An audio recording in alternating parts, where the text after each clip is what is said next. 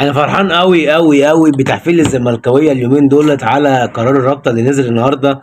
وعاوز اقول لهم كملوا فرحه وكملوا ضحك وكملوا تحفيل، عشان انتوا اثبتوا ان كتير منكم عاوز يزيد وخلاص. لا يا باشا، زيد يا باشا، افرح، عشان كلها كام يوم والتحفيل ده هيجي عليك انت في الاخر. لان الاهلي المفروض تكون انت حافظ وعارف، لان الاهلي عمره ما يمشي في خطوه كبيره زي دي الا وهو واثق من نفسه وواثق هيعمل ايه.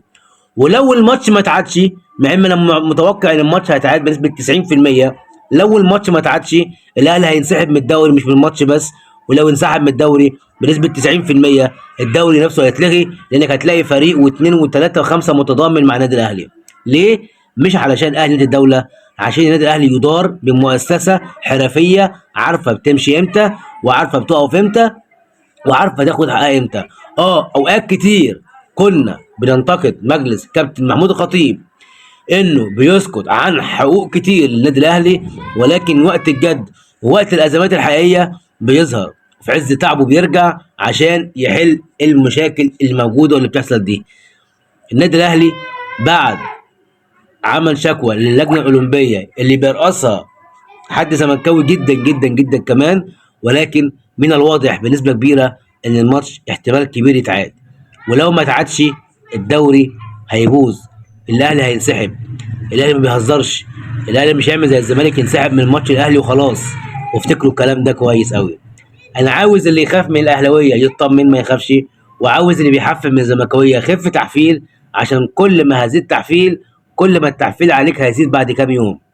احنا قلنا لك اهو وعرفناك، خصوصا ان القرار النهائي هيجي قبل ماتش بيراميدز، قبل التوقف الدولي ما يخلص. شوف انت عاوز تعمل ايه وعيش براحتك، ما تخافش كاهلاوي، ان حقك موجود وحقك مضمون. والخطابات من اتحاد الكوره والرابطه اللي كانوا بيسلموا بعض بيها للنادي الاهلي، الاهلي هو اللي مستقوي بالخطابات دي، ومحدش هيعرف في الحوار ده ياكل حق الاهلي.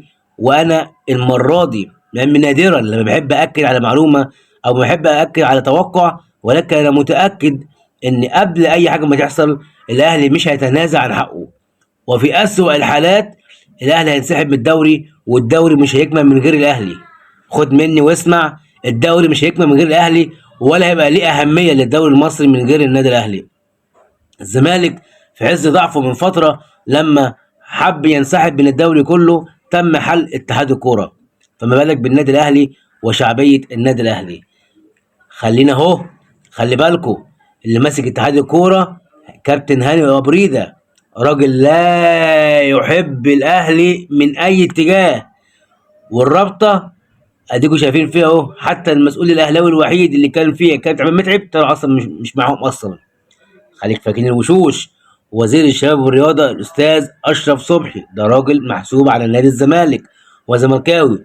خلي بالك، علشان اذا حصل اللي انا بتكلم فيه والاهلي خد حقه والماتش اتعاد، لو واحد بس طلع من زملكاويه اللي اعرفهم قال لك اصل اتحاد الكوره اهلاوي، اصل رابطه اهلاويه، اصل وزير الرياضه اهلاوي، هحط صباعي الاتنين كده في عينه واقول له بطل تدليس وما تبقاش مدلس، لانك انت عارف اولها من اخرها. وبصراحه يعني انا مستغرب منك قوي، من ناس صحاب اعرفهم يعني، او حتى على الفيس حتى والسوشيال ميديا. ايه الفرحه السريعه قوي دي؟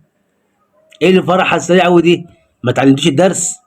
واضح ان الاهلي محتاج يعلمكم الدرس مره واثنين وثلاثه وخمسه.